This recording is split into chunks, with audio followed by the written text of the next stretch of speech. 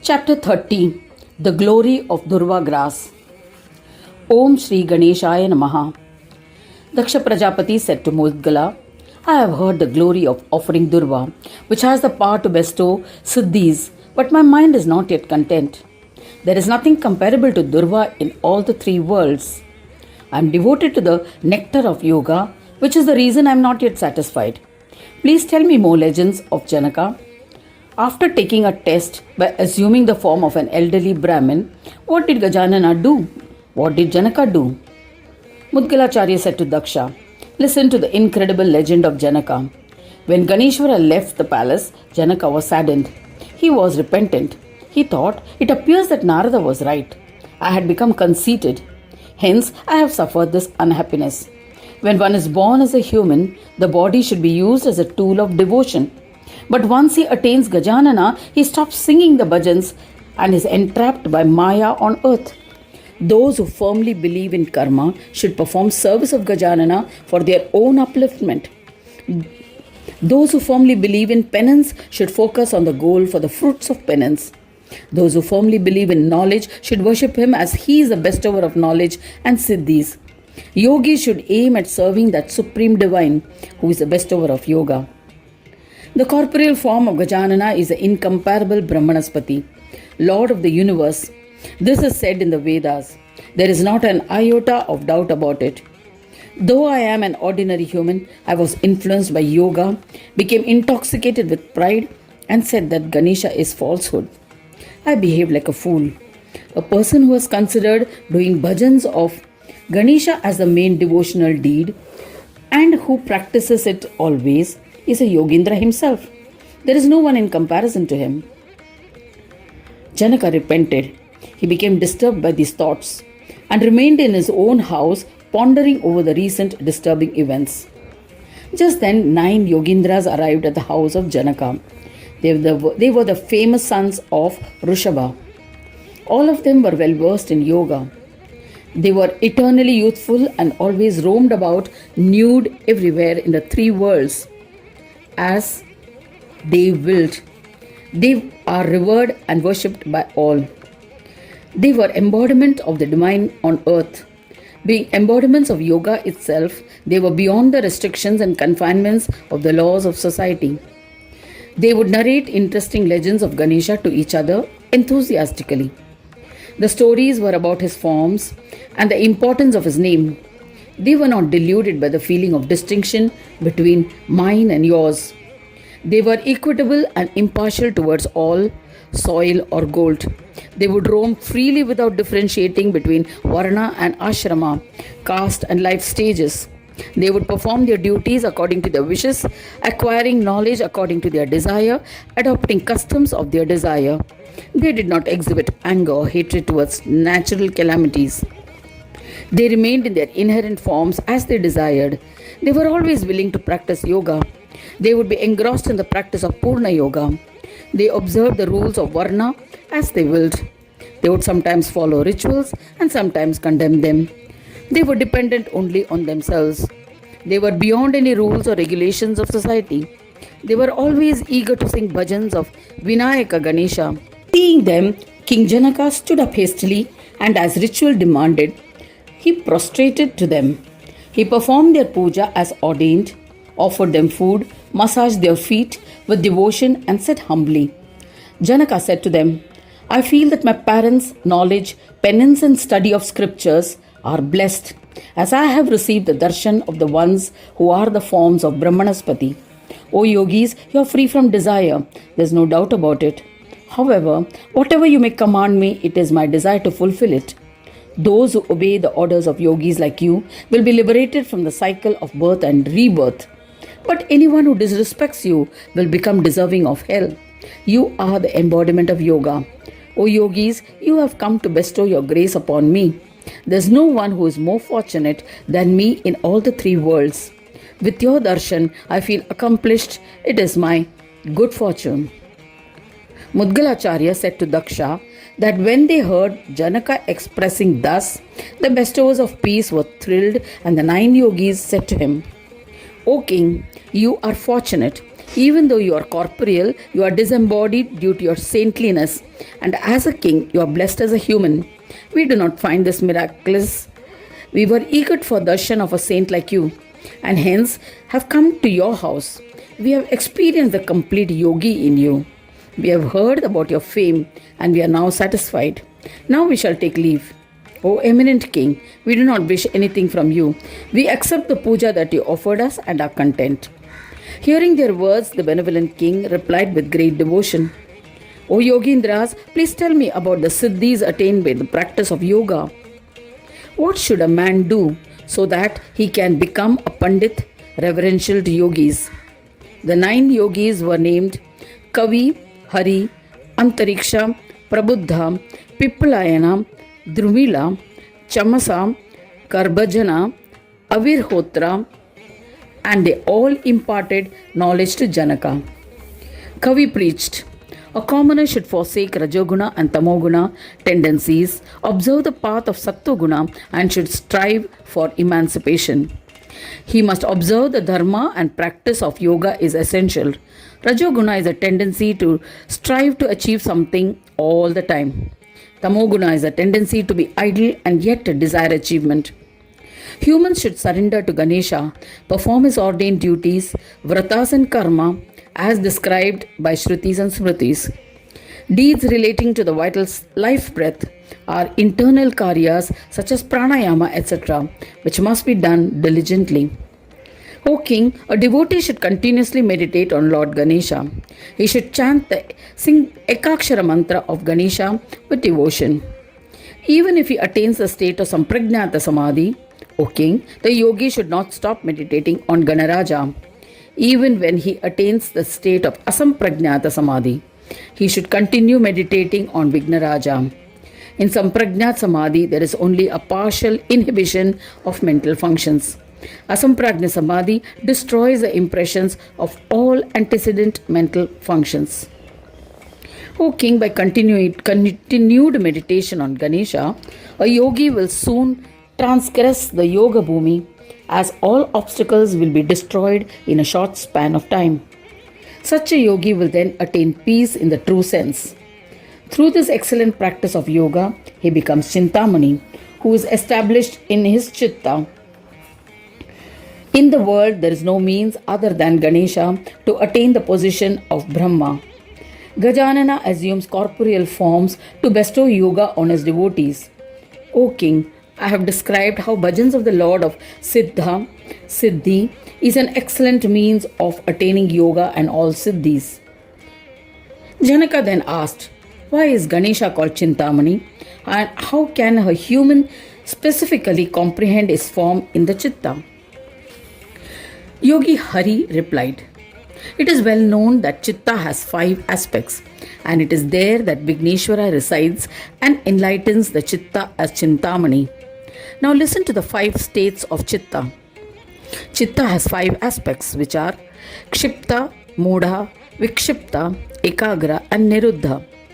One acquires knowledge on the path on which the mind wanders. Based on this, how does it perform deeds supported by the mind? This Kshipta state, completely distracted state of mind, is also inspired by Ganadisha. He is the same Chintamani. You should always sing bhajans of Ganadisha. Humans try to focus their mind on something, however, the mind refuses to follow. Such a chitta behaves like a dull mind due to lack of knowledge, and the state is called Mudha.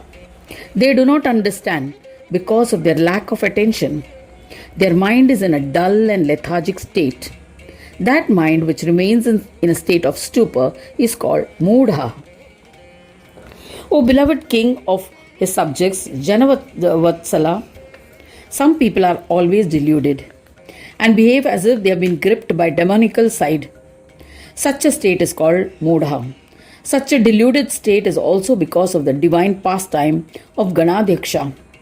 He is the same Chintamani. You should worship and sing bhajans of him. Men who follow the path of Sattva-guna are desirous of attaining liberation and always perform good deeds with an attitude of surrender to the Supreme Brahma for their entire lifetime. He has no experience of the Supreme Brahma and hence does not notice happiness which the world offers. Yet his mind is attracted to the worship of the Supreme Brahma. Such a state of mind is said to be vikshipta, not fully concentrated, a distracted state of mind with the opportunity to train the mind to go to a concentrated mind. Ekagra, a person who is attracted to the materialistic world is in a state of kshipta with which he tries to achieve worship of the Supreme Brahma. O king, this state of the mind is a vikshipta state. The creator of these tendencies is none other than Chintamani. Therefore, only sing bhajans of him. Now I shall describe the state of Ekagra. O king, when one is inclined to visualize everything with the vision of knowledge, then one begins to experience the realization of oneness. One does not experience the distinction of the various constituent parts. When he looks at the universe with the vision gained, he is unable to see the shape or form of the universe. He only visualizes the force behind the creation. When one stands in a forest, he can see many trees. A learned person can see every tree distinctly. It is a constituent of the forest. A state of Ekagra is a type of sampragnata state which can be experienced. But the mind of Chitta is focused only on one aspect. The Pandits have said that Ekagra state is Ashtada or eightfold. Chintamani is the one who brings about this state and is the bestower of all siddhis. We should worship him as ordained. O king, the whole world made up of components and four types of bodies. They are also the form of Brahma, and the Bindu Brahma is its ultimate form. An entire tree is contained in its seed. Similarly, the entire universe is contained in the subtle Bindu form of Brahma at annihilation. The entire universe is manifested from this Bindu Brahma at creation. Though the body is of four types, the soul, Dehi or Atma, is devoid of differences. The conviction that I am He is experienced by the Atma. The proponents of Vedas say that this Atma controls the body. By the union of the Deha and Dehi, the Nirodha state of Chitta is attained. In this state, the body does not prepare to be distinct. Ayoga and Sanyoga are its two forms. The Supreme Brahma is of three types: Swatah Uttana Brahma, Parata Uttana Brahma, and Brahma devoid of Swatah Parata Uttana. The union of these three states is the bearer of Samadhi. In this state, only one form of Brahma is visualized, which is the union form, Sanyoga, and not the many distinct forms. In the Niruddha state, the Brahma experienced is devoid of Maya and is the one promoting the Nivritti state. This is the Ayoga form of Brahma, which is different from all other forms. Ayoga forms are all distinct and not united with Shakta, Saura, Vaishnava, and Shaiva Brahmas. Yogis yearn to achieve this indomitable state of disassociation by becoming mentally aloof from the materialistic world. Some yogis experience the union of Jagat and Brahma in the state. Some yogis do not experience the union but experience the distinct Brahmas. The realization of some yoga and ayoga by the mind is indescribable by words. In that state, the distinct forms of various Brahmas are not experienced. Shakta, Saura, Vaishnava and Shaiva Brahma and their created universes is not experienced. This state is where one achieves union or merger with the Supreme Brahma and is attained from the Niruddha state. Worship and sing bhajans of the one who illumines the Niruddha state. He is the driving force behind the divine place. One must give up the Chitta tendencies and forget that Ganeshwara is recognized as the one who drives the five tendencies of the Chitta. Destroy the Chitta through the practice of yoga, and what will remain of the yogi will become Chintamani himself. O king, when the Chitta attains peace, it stops thinking, and in that state, Chintamani will be experienced. I have elucidated the true form of Chintamani. practice yoga peacefully, and worship him as ordained. Janaka asked, if this is the form of Chintamani, then how did he assume corporeal forms? How does one develop faith, devotion, etc. to these forms? Then the third yogi, Antariksha, explained. The left side of Ganesha is Rajasika in nature, while the right side is Tamasic in nature. The center is endowed with Sattvic Guna. The union of these gunas is the Turiya state. The body of Ganaraja below the neck is endowed with these four aspects. Gananayaka is the Atma, which is the bearer of Ahankara in the physical body, Deha. He assumes a corporeal form. O king, the one from whom everything has been created and into whom everything gets absorbed in the state of profound samadhi, he is known as Gaja. Pralaya is a state in which Gajanana absorbs the universe within himself. He who is neither born nor ceases to exist. That Supreme Brahma is referred to as Gaja by Vedas. The head of the Supreme Spirit Ganesha is Brahma. The embodiment of Ganesha as Gajanana is formed by the union of the head and the fourfold body below the neck. The body of Ganesha below the neck is Samprajnata and it is a manifestation of the universe. The part Asamprajnata and is the unmanifested universe. Brahmanayaka Ganesha has assumed the embodied form for bestowing grace upon his devotees. The Deha of the Supreme Spirit possesses duality. He has assumed a corporeal form for the attainment of devotional pleasures of his devotees. He favors his devotees depending upon the level of their devotion. King Gananatha likes nothing better than devotion, and it is for that reason that he forsakes everything and becomes subservient to his devotees. O intellectual one, those human beings whose minds have been deluded with Maya believe that he is corporeal. Janaka then asked, what is the nature of Maya, the cause of delusion? O Yogindras, if I comprehend this, I can attain union with the Supreme Brahma. The fourth yogi Prabuddha replied, Siddhi was born from the left side of Ganesha, and from the right side of Ganesha Buddhi was created. Two sons were born to them. Laksha was born to Siddhi and Labha was a son of Buddhi. Both were born of their chitta and conduct many pastimes. Both cause people to be deluded and disrupt the minds of those under the influence of Maya. I shall describe their forms for the benevolence of the people. When a human sees profit, Labha, he toils attentively, Laksha. When humans indulge, Laksha, in committing sins, then they qualify, Labha, themselves to hell. When humans focuses, Laksha, on deeds that are meritorious, they qualify, Labha, for Swargaloka. When yogis focus, Laksha, on Brahma, they attain yoga, Labha. Laksha resides in the hearts of humans and pays attention everywhere. Labha resides in various objects and bestows various merits. Vignesha, along with his princess, assumes numerous forms and with using Maya, wanders without any bondage and conducts divine pastimes. Ganesha entices humans with the help of Maya. Humans then focus on acquiring it. Sometimes they are rewarded. All this is a play of Gajanana. Siddhi is the one who entices. She is the reason why humans are misguided and deluded.